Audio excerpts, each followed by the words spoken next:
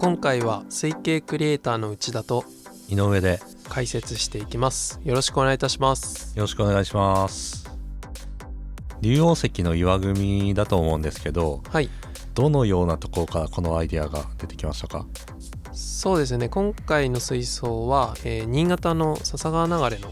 岩礁地帯からモチーフを広げて、制作しました。その笹川流れで見たメガネ岩っていうちょっとこうホラー穴になってる奇岩って言われる、岩があって、でそこのなんかこう洞窟みたいにこうなんか自然がくり抜いた景観があるんですよ。なんかそういうところの一つモチーフがすごく心に残ってて、岩組っていう世界を通してホラー穴感っていうところをちょっと表現できればいいかなってちょっと自分の中で何かずっとアイデアを探してたんですけど、2つの岩をこう支え合わせる、頂点をちょっとお互いに傾けさせて、ちょっと漢字の人みたいな上からやっぱり光が落ちた時に必然的にその真ん中にちょっとホラー穴チックなこう陰影が生まれるんですよね。なんかそれがこうレイアウトの中での私が表現したかったそのなんか世界観がこう生み出せたのかなっていうところですね。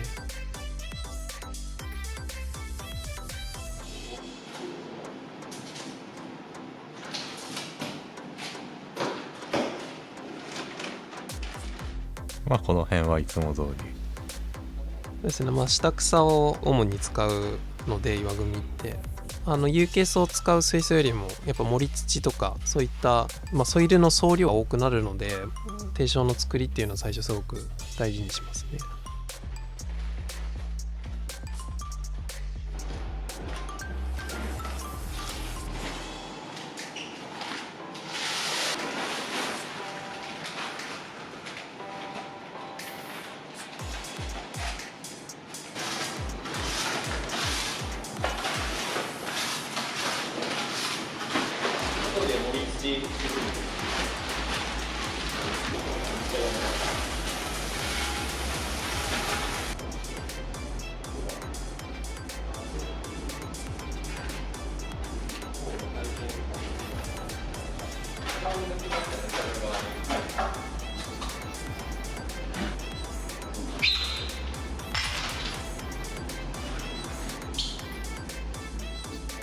今先ほど説明したちょっとホラーなチックになるようにうまくこう親石の重心の部分ですね、そこちょっと作り込んでますね。その自然をそのままありのままに表現するってまず不可能だと思うんですよ。そこはやっぱりこうネイチャーアクアリウムの世界、水槽の中にしっかりとこうそのモチーフとしてやっぱ落とし込めるところが一番こう悩みどころであり、なんか楽しさでありってところだと思うんですよね。結構そういう作り方は内田くん多いなと思って。そうですね。クリエイターによってなんかどう作るかっていうのが全然違うなと思って。差ありますよね。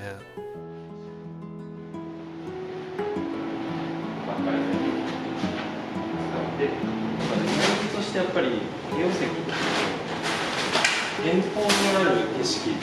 じが、もちろん海岸線のこの岩盤の起伏っていう感じもあるんだけど、今回はどちらかというとなんか遠方の遠い景色が島から遠く見せるために決めがあった方が遠くに見える、ツルツルしてると手前に見えるし、細かいとちょっと遠くに見える。岩の印象を消さないようにするのが難しい。隠れた時のイメージですね。そうだね。今の段階でバランスいいとダメなのに、ちょっとこう岩でかすぎねえかなくらいの感じの方がちょうどいいというか、最初になんかこうかっこいい感じでこう石がこう砂に埋もれてる感じで作っちゃうと水草が上がってきたり、すごい薄まっちゃう。埋もれたらこんぐらいになるなっていうのを結構想像して。そうですね。この段階で逆にちょっとソイルに埋めた状態で植栽してしまうとかなり岩の印象って薄れちゃうので、よくやっぱりビギナーの方とかはそういうところで岩組で岩がすごくちっちゃい印象になりがちなのは一つはそれが原因かもしれないですね。はい、揃った後の想像力が大事ですかね。そうですね。前から見た写真で撮ったら、あんま変わらないんだけど、実際に東京ドームでたくさん見られた時に横からちょっとこう動線によってはこう見られるかな。この水槽ってイベント用に作ってるから、はい、そういう、そうですね。今回東京ドームのアーモで展示する水槽っていうところがもう制作の段階で分かってたので、やっぱりお客さんっていろんな角度から水槽を鑑賞されると思うんですよね。でもちろんイベント会場の中でもお客さんの動線ってあると思うんで、 2D で見るよりかはこう 3D でお客さんに鑑賞してもらう体の構図作りをすごく意識しましたね。確かにこの洞窟みたいな向きも前から見て穴じゃないもんね。なんかいろんな角度のそうなんです、そうです。はい、まさになんかそこの遊び心はすごく意識しました。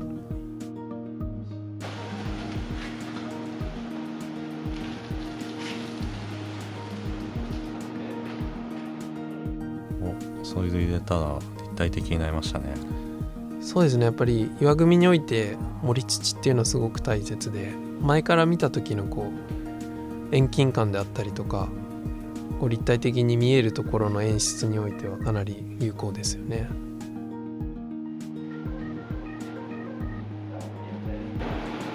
洞窟のところに影落ちるからどうするかな。その穴のところは影になるから水草を植えなかったのかな。石を植えたのかな。水草最終的には植えたんですけど、比較的こう光が弱くても育つような水草をチョイスしましたね。で影もそこまでこう完全な真っ暗っていうよりかはちゃんと木漏れ日みたいな感じで隙間から光がしっかり落ちてたので、植栽の場所もう一回確認してますね。ソイルのあるところしか水草を植えられない。こういう隙間のところをどれだけ水草のスペース作るか。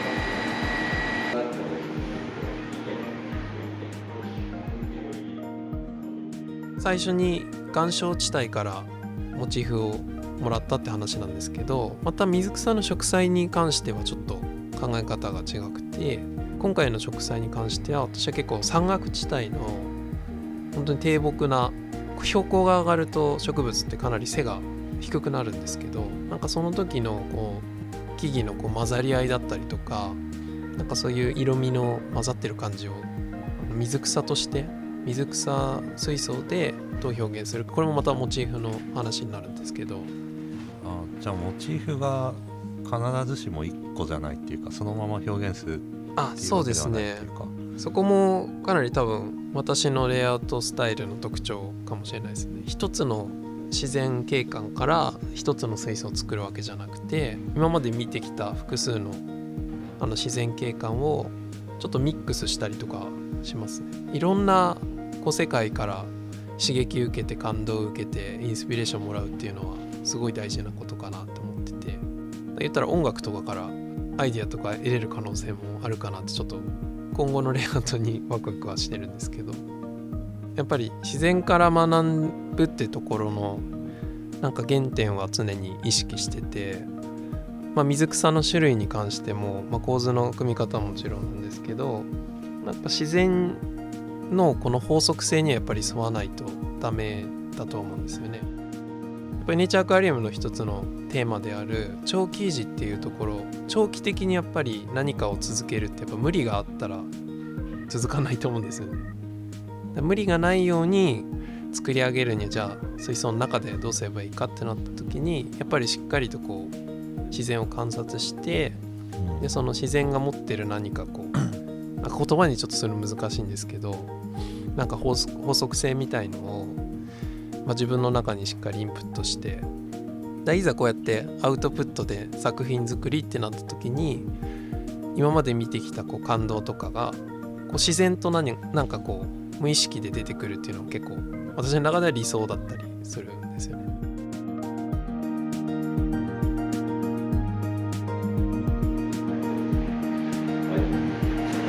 優しい色でなんか混ざり合う感じ。それが流れてるの